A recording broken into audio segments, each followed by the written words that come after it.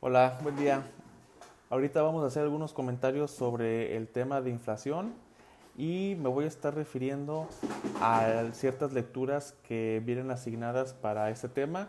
Para empezar, me voy a referir al capítulo 32 del libro de Samuelson, del libro Economía de Samuelson, que se llama Garantizar la estabilidad de precios, es el capítulo 32. Y me voy a referir también al capítulo del libro de Parkin, del libro Macroeconomía, capítulo 5, que se llama El seguimiento de los empleos y la inflación. Entonces, eh, comenzando con el tema de la inflación, pues una cosa que nos viene a la mente es precios, ¿no? Inflación tiene que ver con precios, pero exactamente qué es eso que nosotros llamamos inflación. Pues bueno, ustedes lo podrán ver en el libro de texto, la definición, pero cuando hablamos de inflación nos referimos a un proceso en el que todos los precios de la economía están subiendo. Entonces, inflación como fenómeno macro lo es porque afecta a todos los consumidores, a todas las empresas, a todos los agentes económicos a nivel de todo el país. Entonces, la inflación, ustedes lo van a ver, se refiere a un incremento sostenido y generalizado en los precios a nivel de toda la economía, o visto de otra manera, se refiere a un incremento en el nivel general de los precios. Entonces, nosotros cómo podemos saber que el nivel general de los precios está subiendo o cómo podemos decir que hay inflación, cómo lo sabemos. Pues la idea es que para medir la inflación o la forma como se mide la inflación es por la vía de la llamada tasa de inflación, que ustedes en el libro de texto podrán ver la definición. ¿A qué se refiere la tasa de inflación? Bueno, pues se mide como un número en por ciento, ¿verdad? ¿Y qué indica este número en por ciento? ¿Qué indica este porcentaje? Pues qué tanto han estado subiendo los precios en el país. Por lo general se miden la inflación se mide de manera anualizada en el sentido de que se da la inflación, se compara, perdón, el nivel de los precios de un cierto mes con el respecto del mismo mes del año anterior para saber cuál fue la tasa de inflación en ese año o durante ese periodo de 12 meses. Entonces la inflación por lo general se da como una cifra anualizada o se mide como un indicador anualizado. Pero ¿cómo se hace, cómo se representa este nivel general de los precios? ¿Cómo se hace para medirlo? Bueno, pues en realidad es un proceso muy complicado por su naturaleza, porque estamos pensando en todos los precios de la economía. Estamos hablando de millones y millones y millones y millones de precios de millones y millones y millones de productos que se venden en toda la economía. Entonces, ¿cómo se aborda este problema?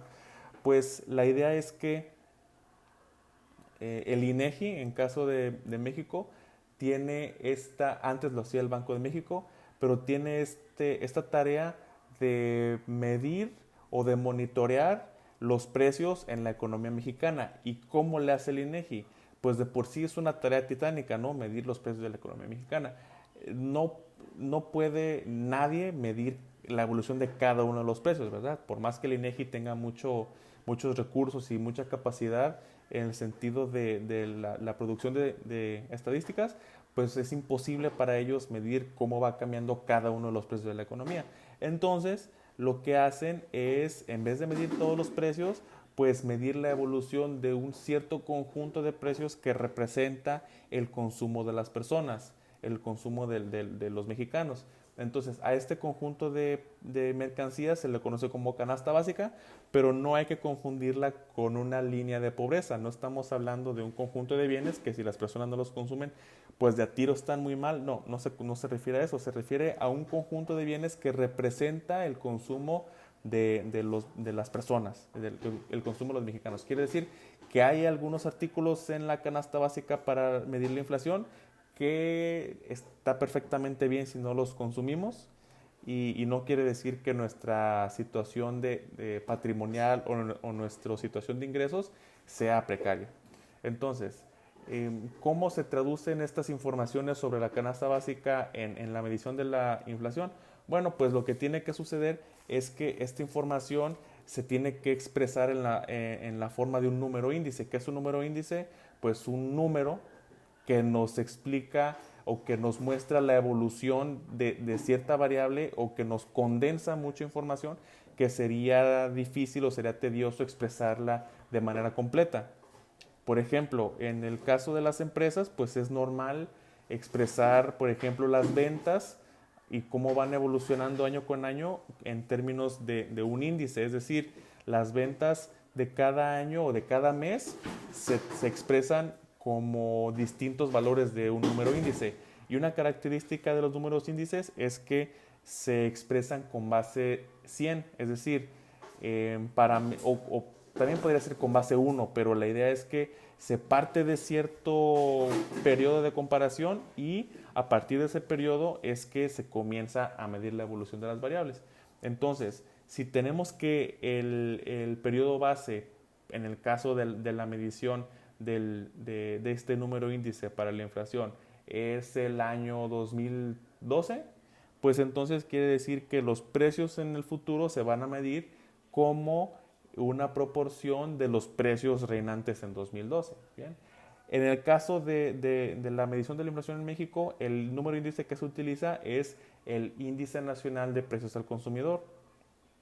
Entonces, en la medida en que los precios de la economía vayan creciendo, pues este incremento se va a ver reflejado o va a ser rescatado, identificado por el monitoreo de los precios de los bienes que conforman la canasta básica para medir la inflación y por lo tanto se va a ver reflejado en el valor del INPC que se construye a partir de la información sobre esa canasta básica de bienes.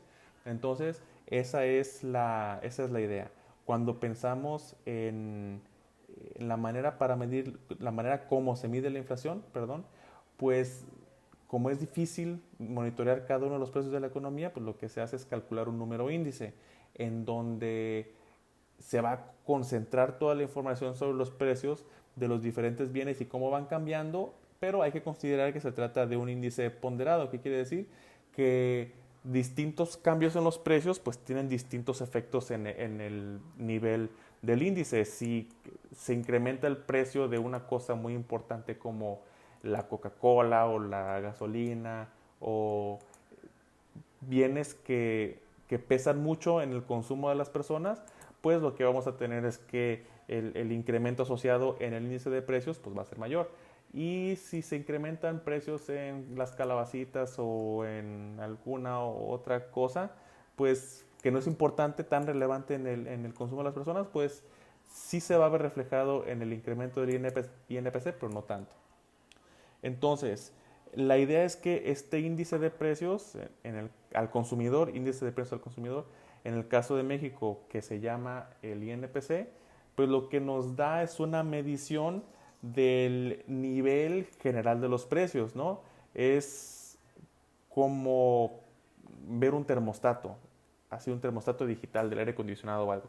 Si lo que nos muestra este termostato es el nivel de la temperatura ambiente, ¿no? Si vemos que el termostato de repente marca 25 grados centígrados y de repente marca 27 grados centígrados, después quiere decir que el nivel de la general de la temperatura ambiente pues está aumentando.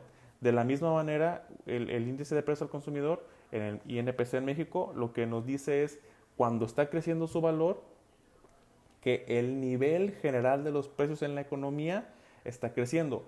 Muchas personas dicen, sí, el INPC mide el promedio de cómo crecen los precios. Aquí decir promedio es muy problemático porque nos recuerda, al menos a mí me recuerda, a un promedio o a una media aritmética, ¿no? En el sentido de decir, el precio promedio en México es 4,850 pesos. Quiere decir que si sumas todos los precios de los bienes y los divides entre el número de bienes, el precio promedio te da 5,485. ¿Qué quiere decir esa cosa? No lo sé, no creo que se haga en la vida real porque no nos quiere decir nada. Entonces, no hablamos del precio promedio, hablamos de cómo están evolucionando todos los precios en general de las mercancías que afectan a los consumidores. Como es de por sí difícil medir esto, pues lo que se hace es tomar una muestra que se le llama canasta básica, que sí se puede ir monitoreando cómo cambian sus precios, y a partir de esta información se genera un índice que se llama el Índice Nacional de Precios del Consumidor, de tal manera que mientras más alto sea el valor de este índice, recordemos, como otros índices también tiene base 100, mientras más alto sea, 105, 110, 117, no sé, mientras más alto sea, quiere decir que el nivel general de los precios es mayor. ¿Okay?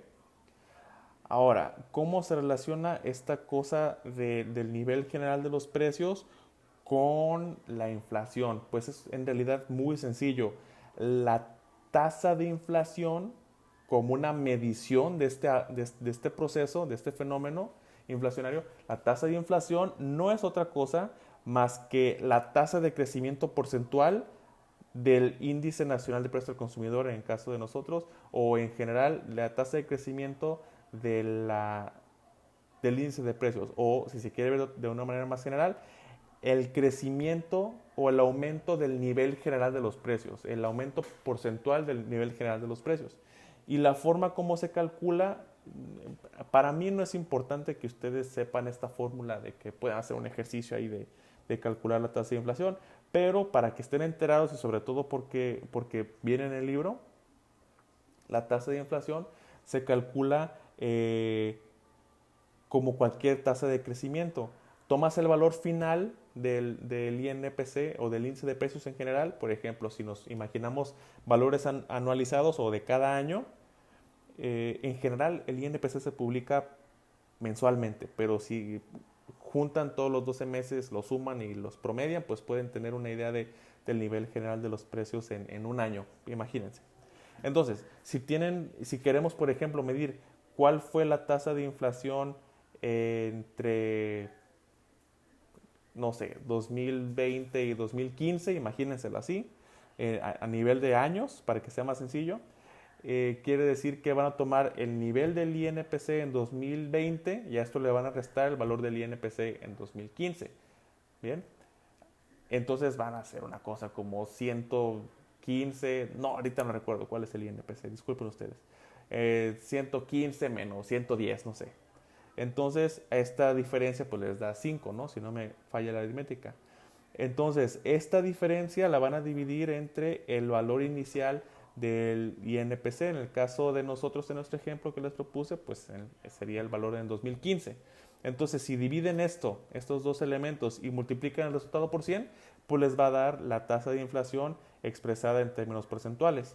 Entonces, así es como se calcula. Si ustedes, bueno, en la vida real, de hecho, lo que se hace es tomar el valor del INPC para cierto mes y compararlo con el valor del INPC del mismo mes, pero del año pasado. Entonces, muchas veces esto se hace de diciembre a diciembre. Tienes así entonces la inflación anualizada de diciembre del año pasado a diciembre de este año, cómo subieron los precios, cuál fue la evolución del nivel general de precios. Siguiendo este procedimiento, pues terminan con una cosa así como la tasa de inflación fue 3,5%, 3,5%. Esa tasa de inflación quiere decir que el nivel general de los precios creció en 3,5%. No quiere decir, sin embargo, que cada mercancía que se vende en la economía mexicana haya tenido un incremento de 3,5%. En realidad hay cosas que aumentaron mucho más, hay cosas que aumentaron menos, pero como ya dijimos, el INPC es un índice ponderado o mejor dicho, en el cual pesan de manera diferente distintos cambios en los precios de las mercancías que conforman la canasta básica para medir la inflación. Entonces, la idea aquí es que mientras más alto sea el nivel de los precios, pues quiere decir que estamos, con respecto de otro periodo de comparación, queremos decir que la tasa de inflación va a ser tanto más alta. Ahora, cuando nosotros pensamos en a qué se refiere este proceso inflacionario o cuáles son sus características, pues lo que encontramos es que la inflación puede tener distintos niveles. Puede haber una tasa de inflación baja, puede haber una tasa de inflación galopante, o puede haber una tasa de inflación o un nivel de inflación llamado hiperinflación. Aquí nos referimos a qué tan alta es la tasa de inflación, como vimos ya que se define. Entonces, cuando pensamos en inflación baja, y esto lo pueden encontrar en los libros de texto, pensamos que es una situación en donde la tasa de inflación es de un solo dígito y en realidad podemos pensar que es una situación en la que el proceso inflacionario o el fenómeno inflacionario está controlado. Quiere decir que en realidad no es un problema que los precios estén creciendo así de manera acelerada, porque la inflación tiene una sola cifra en la tasa de inflación. Y la inflación baja es favorable porque le da certidumbre a las personas, les dice, no te preocupes, en el futuro la inflación va a seguir baja, haz tus contratos, negocia tus salarios, en realidad no vas a perder poder de compra por la inflación porque su nivel es bajo. También existe un nivel de inflación que se le llama inflación galopante, en donde la inflación ya tiene dos cifras, tres cifras tal vez, en donde la tasa de inflación es alta, está creciendo. Para que se den una idea, en el caso de México sí hemos tenido periodos de inflación en donde la tasa de inflación ha llegado a dos cifras y tres cifras. Por ejemplo, en el año 1987 la inflación en México anualizada llegó a 150%. Quiere decir que de un año a otro los precios se incrementaron en 150%, o sea, más que se duplicaron. Una cosa terrible, pero los 80 fueron un periodo muy turbulento para la economía mexicana. ¿Qué quiere decir entonces esto? Que la inflación galopante no es favorable para la actividad económica o no es propicia o no propicia el correcto funcionamiento de la actividad económica porque él no le da certidumbre a las personas. Si la inflación es de 20% o no sabes si el próximo año va a ser de 30% o no sabes si va a ser de 100%, es muy difícil hacer contratos de largo plazo, porque en realidad las personas no saben cuánto va a valer su dinero y no se quieren arriesgar. Por eso la inflación galopante es indeseable porque ahorita vamos a ver, tiene efectos sobre la eficiencia económica. En el caso de la hiperinflación, pues es un fenómeno extremo que se da cuando la tasa de inflación llega a millones por ciento. Quiere decir que la inflación ya se salió totalmente de control como fenómeno macro. Quiere decir que en realidad las empresas ya ponen sus precios según como tienen sus costos y luego los salarios también tienen que ser así muy altos porque los trabajadores no pueden comprar nada porque los precios están subiendo demasiado rápido. En realidad es un proceso de colapso de las economías y un ejemplo clásico que se da es el de Alemania después de la Primera Guerra Mundial, en donde la tasa de inflación se disparó así millones por ciento, de tal manera que las personas necesitaban, decía una expresión, que antes de la guerra llevaban su dinero en el bolsillo para traer sus productos en una carretilla y ahora llevan su dinero en una carretilla al mercado para traer sus productos en el bolsillo, ¿no? Porque necesitan demasiados billetes o muchos billetes para comprar lo mismo que compraban antes con pocos. Entonces, la hiperinflación es este fenómeno, es situación en donde ya se salió de control el proceso inflacionario y es casi casi el colapso económico de los países. Ahora, ¿a qué nos referimos con los efectos de la inflación, los efectos indeseables? Pues en realidad podemos pensar que hay dos tipos de efectos indeseables. Para empezar, tenemos los efectos de la inflación sobre la distribución del ingreso y la riqueza. ¿Qué quiere decir esto? ¿Por qué es indeseable la inflación? Esto es muy importante. No nada más hay que saber qué es inflación, sino por qué la evitamos o por qué es importante. La idea es que la inflación tiene efectos sobre la riqueza y sobre la distribución del ingreso porque, para empezar, la inflación, entre comillas, se come los ingresos que son fijos. Si ustedes tienen ingresos fijos en pesos, en dinero, pues, como por ejemplo, algunos pensionados pueden tener un ingreso fijo en pesos o por mil razones se pueden tener ingresos fijos en dinero, de que año con año estás ganando el mismo ingreso en dinero, pero lo que sucede cuando los precios están subiendo muy rápido es que tú pierdes poder de compra, porque antes lo que podías comprar con los precios más bajos, ahora puedes comprar menos de lo que era anteriormente. Entonces, la inflación se come estos ingresos o vamos a decir más correctamente, deteriora el poder de compra del dinero y por lo tanto deteriora el poder de compra de los ingresos fijos. En el caso de la distribución del ingreso pasa una cosa muy interesante y esto sucede actualmente en Estados Unidos, está muy interesante esto.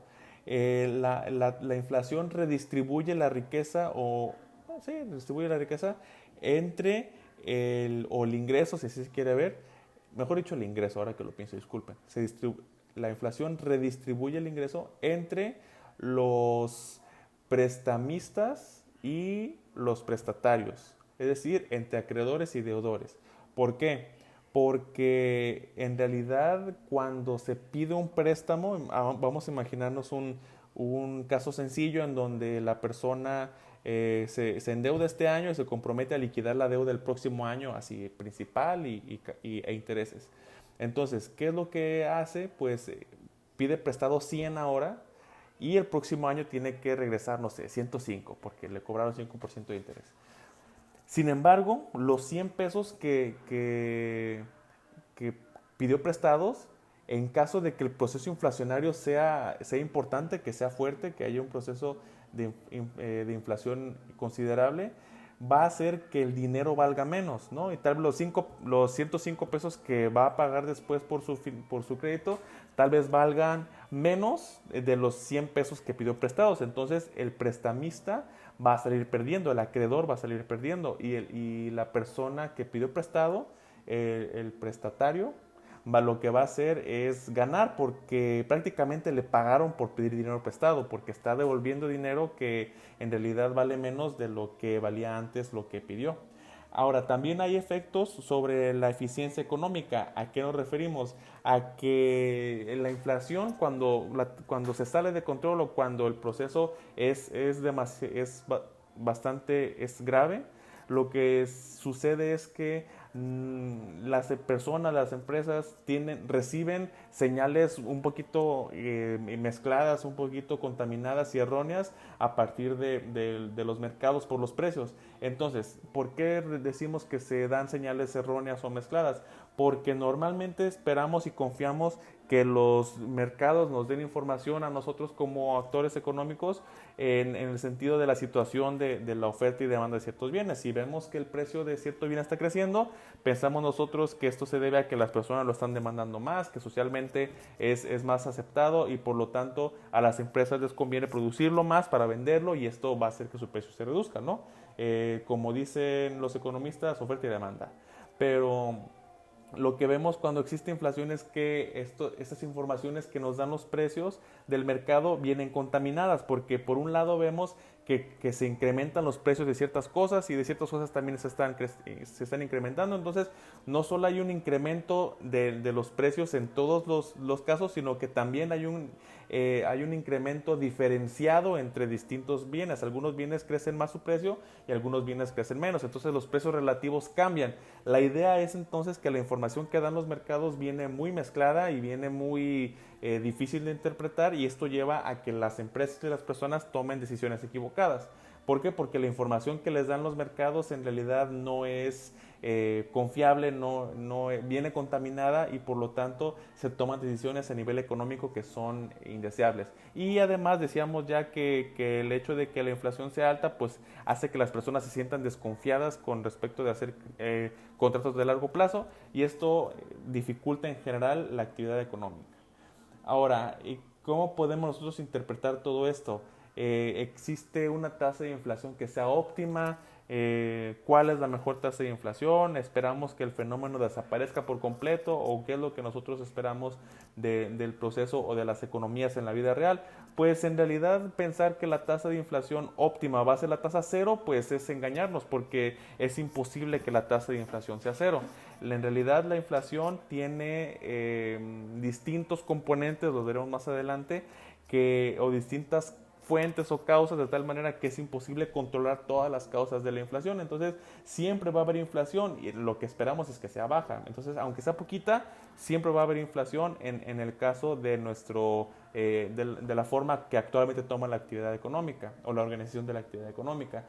Sin embargo, un consenso en las personas que estudian esos temas es que la inflación, la mejor tasa de inflación, no sabemos cuál es su valor, pero sí sabemos que tiene que ser una tasa de inflación que sea baja, como nos referíamos antes a la inflación baja, en el sentido de que sea una inflación de un solo dígito, para que las personas ya lo tengan incorporado o que confíen en que la inflación en el futuro también va a ser baja. Y relacionado a esto, esperamos que la tasa de inflación óptima sea previsible, es decir, que las personas estén confiadas con respecto de cuál va a ser su valor en el futuro, de tal manera que no les afecte o mejor dicho, que sean capaces de hacer contratos ahora para distintos años y estén confiados en que la inflación se va a comportar de acuerdo con lo que esperan y la economía y la actividad económica puedan funcionar de mejor manera. Entonces, una inflación baja y una inflación anticipable o una inflación que es previsible, una tasa de inflación que es previsible, pues es la mejor para permitir que la actividad económica siga el mejor camino posible. No somos tan ingenuos como para pensar que los gobiernos deberían buscar una tasa, o mejor dicho, las autoridades monetarias deberían buscar una tasa de inflación cero, sino que concluimos que la tasa de inflación óptima, no sabemos cuál es su valor, no lo conocemos, pero estamos seguros que la mejor tasa de inflación es una tasa de inflación que sea baja, una tasa de inflación que sea previsible y normalmente, así como para dar un punto de referencia, se habla acerca de una tasa de 3%. Y relacionado a esto, en el Banco de México tiene un objetivo de inflación que es de 3% más menos 1%, hasta donde yo sé, habrá que checarlo, pero ya cambió. Pero esto quiere decir que según el Banco Central, según el Banco de México, que dicho está de paso, su única función en la vida o su único objetivo en la vida es mantener estable el poder de compra de la moneda, o dicho de otra manera, evitar que la inflación sea alta o que la inflación erosione el poder de compra del peso mexicano. Entonces, como este es su único objetivo en la vida,